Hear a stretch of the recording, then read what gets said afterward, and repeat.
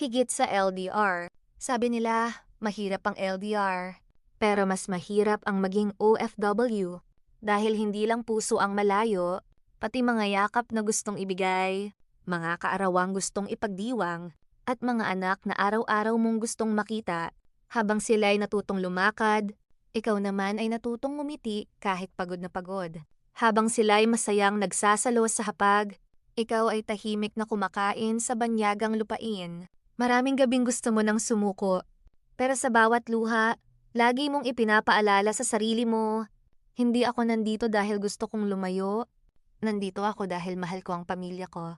Kaya sa lahat ng OFW, hindi man tayo laging kasama ng mga mahal natin, siguraduhin nating mararamdaman nila ang pagmamahal natin. At balang araw, hindi na video call ang magiging tagpuan, kundi isang mahigpit na yakap na magsasabing, "Salamat, nakauwi ka na rin."